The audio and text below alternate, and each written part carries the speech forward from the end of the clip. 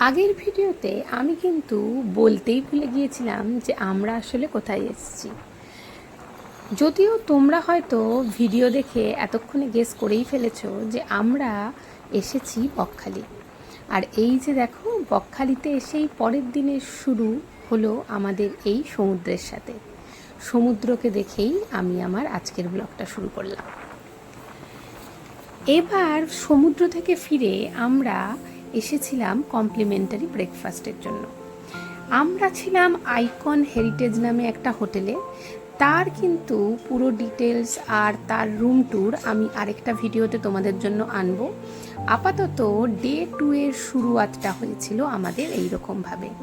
আমরা সকলে সকাল সকাল সমুদ্র থেকে ঘুরে এসে এবার কমপ্লিমেন্টারি ব্রেকফাস্ট করতে চলে এসেছিলাম ওদের ডাইনিং এরিয়াতে। আগের দিন রাত্রিবেলা তোমরা দেখেছিলে যে যেহেতু আমরা অনেকটা লেটে এসেছিলাম, তাই ওরা কিন্তু আমাদের খাবার ঘরেই সার্ভ করে দিয়েছিল। আর আজকে সকালের ব্রেকফাস্ট কিন্তু আমরা করতে চলে এসেছি এদের ডাইনিং এরিয়াতে। ব্রেকফাস্টটাতে ছিল পোহা, Puri, chana masala, bread butter, juice ছিল, এগ, বয়েলড এগ ছিল, আর ছিল বাচ্চাদের জন্য দুধ, কর্নফ্লেক্স, আর ছিল জুস। এটা দেখতেই পাচ্ছ, ওখানে পিছনে দেখা যাচ্ছে রিয়েলের যে বিভিন্ন যে জুসগুলো পাওয়া যায় সেগুলোই ওরা রেখেছিল কমপ্লিমেন্টারি ব্রেকফাস্টে। তো সেই রকমই আমরা প্রত্যেকে সকালবেলার ব্রেকফাস্ট করে নিচ্ছিলাম। আর ব্রেকফাস্টের মাঝে মাঝে আমি এই ব্রেকফাস্ট এরিয়াটারও একটা ছোট্ট করে ভিডিও তুলে নিয়েছি, কারণ এদের এই ব্রেকফাস্ট এরিয়াটাও খুব সুন্দর। আর এইবারে আমরা রেডি কিন্তু বাইরে ঘুরতে যাওয়ার জন্য। এই দেখতেই পাচ্ছ আমার ছোট মেয়ে যারা, ও রীতিমতো রেডি টেডি হয়ে, আর আগে আমার মেয়ে, বড় মেয়ে সারা যাচ্ছে। আমি এইবার হোটেল থেকে বেরোনোর সময় হোটেলের বাইরের দিকের ভিউটাও একটু আমার মুঠোফোনে বন্দি করছিলাম। আমরা এখন যাচ্ছি বকখালির সাইট সিনে। মানে বকখালিতে কিন্তু অনেকগুলো সাইট সিন হয় ছোটোখাটো, সেইগুলো দেখবো বলেই আমরা এবার ব্রেকফাস্ট করে বেরিয়ে পড়ছিলাম।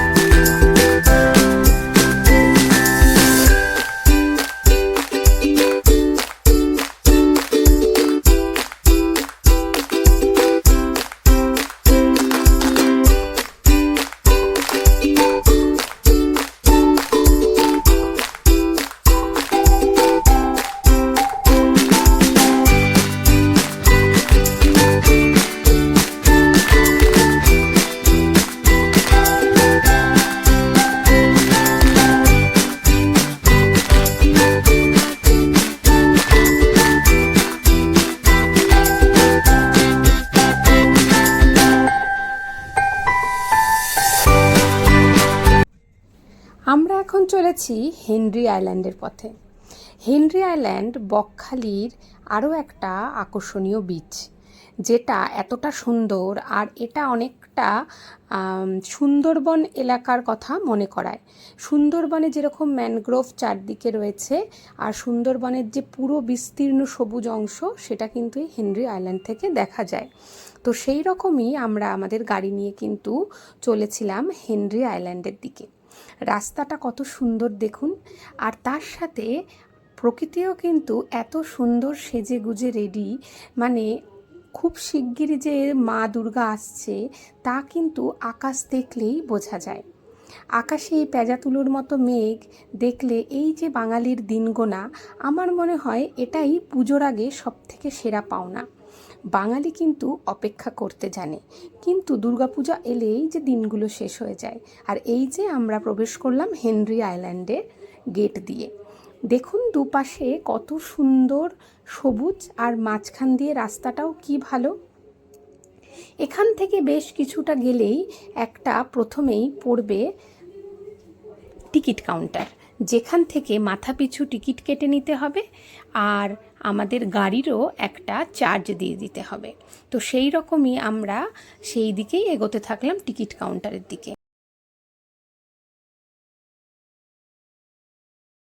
কিন্তু আমরা হেনরি আইল্যান্ডে ঢুকতে পারলাম না। আজ ওখানে কাজ চলছে বলে ওরা সাধারণ মানুষের জন্য ওটা বন্ধ রেখেছে। তো অগত্যা আমরা গাড়ি ঘুরিয়ে চলে এলাম বেনফিশের যে ফিশারি ডিপার্টমেন্টের একটা মার্কেট আছে সেটা দেখব বলে। এখানেও কিন্তু বেশ কিছুটা চার্জ দিতে হচ্ছে, মাথা পিছু 5 টাকা করে প্রত্যেকের, বড় থেকে ছোট সবার, আর গাড়ির জন্য 30 টাকা। তো এই রকমভাবে আমরা এইখানে টিকিট কেটে ঢুকে পড়লাম বেনফিশের এই মৎস্য আড়তটা দেখার জন্য। এখানে কিন্তু শুধুমাত্র যে মাছ কেনা বেচা হয় তাই নয়, এখানে মাছ আনতে যাওয়ার যে ট্রলারগুলো এগুলোও কিন্তু রেডি করা হয়। এখানে এই রাস্তাটা দিয়ে গেলেই সেই জেটিটার মধ্যে পৌঁছানো যাবে। তো তার আগে আমরা চারপাশটা একটু ঘুরে দেখে নিচ্ছিলাম। আর এখানে সামনেই থাকা একটা খুব ভালো মিষ্টি বৌদির কাছ থেকে আমরা কিন্তু ডাব খেয়েছিলাম। ডাবগুলো সত্যিই ভীষণ ভালো ছিল এবং জলও ছিল খুব মিষ্টি। তো এই রাস্তা দিয়েই এবার আমরা সোজা হাঁটতে থাকবো। এই যে ট্রলারগুলো যেখান থেকে যায়, মানে সুন্দরবনের যে গভীর সমুদ্রে ট্রলারগুলো মাছ ধরতে যায় সেই দিকে। এই যে দেখুন, দেখতেই পাচ্ছেন সারা, যারা আর ওর পাপা কিন্তু এগিয়ে চলেছে সামনের দিকে। আর ওই যে দূরে কমলা কালারের দেখা যাচ্ছে, যেগুলো আরও কাছ থেকে আরও সুন্দর দেখা যাবে, সেগুলো কিন্তু হলো ট্রলার, যেগুলো তখন রেডি হচ্ছে সমুদ্রে মাছ ধরতে যাওয়ার জন্য। আবার কিছু কিছু ট্রলার কিন্তু অলরেডি সমুদ্র থেকে ফিরে এসে মাছ, মানে ওরা আনলোড করছে, মানে ওরা মাছের যে ব্যবসায়ী আছে তারা কিন্তু কত কেজি মাছ এসেছে সেগুলো বুঝে নিচ্ছে। তো সেই রকমই আমরাও সোজা দেখতে থাকলাম কত রকমের মাছ যে এই সময় ট্রলারগুলো থেকে এসেছিল, সেটা কিন্তু দেখার মজাটাই আলাদা। আমরা যারা কলকাতায় থাকি সাধারণত তারা তো মাছ বলতে শুধুমাত্র বাজারে গেলেই দেখতে পাই। এই যে দেখুন কত ছোট ছোট ইলিশ মাছ ওরা এনেছে, এবং এখান থেকে কিন্তু এবার এই ইলিশ মাছগুলো প্যাক হয়ে চলে যাবে নানা জায়গায়, আর আমরা কিন্তু কিনবো সেই ইলিশ মাছগুলোই বাজার থেকে। তো এই যে দেখুন বিভিন্ন ট্রলার থেকে কত রকমের মাছ, বিভিন্ন রকমের সামুদ্রিক আরও যে কিছু কাঁকড়া বা চিংড়ি মাছ, এই ধরনের প্রচুর কিছু ওরা কিন্তু তুলে এনেছিল এবং ওরা সেগুলোই ট্রলার থেকে নামাচ্ছিল। আর আমরা সেই ফাঁকে পাশ দিয়ে হেঁটে হেঁটে তার ভিডিও করে নিচ্ছিলাম। এই জালে কত রকমের মাছ আর কত মাছ আটকিয়েছে দেখুন। আমি তো এরকম জাল থেকে মাছ ছাড়ানো বোধহয় এই প্রথম দেখলাম। এইবারে আমরা এগিয়ে চললাম ফ্রেজারগঞ্জের যে সি বিচ সেটা দেখার জন্য। এটা কিন্তু এই বেনফিশের এই মাছের যে আড়ত তার পাশ দিয়ে রাস্তা গেছে, সেইখান দিয়ে যাওয়া যায়। তো সেখান দিয়ে যেতে যেতেই আমাদের ডান দিকে পড়ল এই সুবিশাল সমুদ্র। আমি ভিডিওতে কতটা বোঝা যাচ্ছে বলতে পারবো না, কিন্তু খালি চোখে যেটা দেখেছিলাম তা হলো এখানে কিন্তু সমুদ্রের রং দুটো রঙের মিশ্রণে, মানে একটা এমনি ঘোলাটে কালার আর একটা বেশ ডিপ নীল কালারের জল আছে। এই যে ফ্রেজারগঞ্জের এই যে সি বিচ, এখান থেকে ভিউ পয়েন্ট। আমি এতটা রোদে আর বাচ্চাদের নিয়ে নামবো না বলে তখন কিন্তু গাড়ি থেকে নামিনি। তো এরপরে আমরা আবার এগিয়ে চললাম আমাদের হোটেলের দিকে, কারণ অলরেডি বেলা 12টা বেজে গেছে আর আমাদেরও কিন্তু এবার হোটেলের সুইমিং পুলটাকে এনজয় করতে হবে এবং তারপরে লাঞ্চ করতে হবে। এবং আজ যেহেতু আমরা ফিরে যাব, তাই লাঞ্চ টাঞ্চ করে আমরা কিন্তু একটু বিশ্রাম নিয়ে নেব। এই ফিরে আসার রাস্তাটাও এতটা সুন্দর ছিল, এতটা সবুজ ছিল যে আমি কিন্তু এটারও একটু করে ভিডিও নিয়েছি। আর ওই যে দেখুন দূরে দেখা যাচ্ছে উইন্ডমিল। বকখালির এটা কিন্তু একটা অন্যতম আকর্ষণ। বকখালিতে এরকম অনেকগুলো উইন্ডমিল আছে, যদিও সেগুলো কখনো ঘোরা অবস্থায় আমি দেখিনি, তবে এই উইন্ডমিলগুলো কিন্তু বেশ সুন্দর লাগে।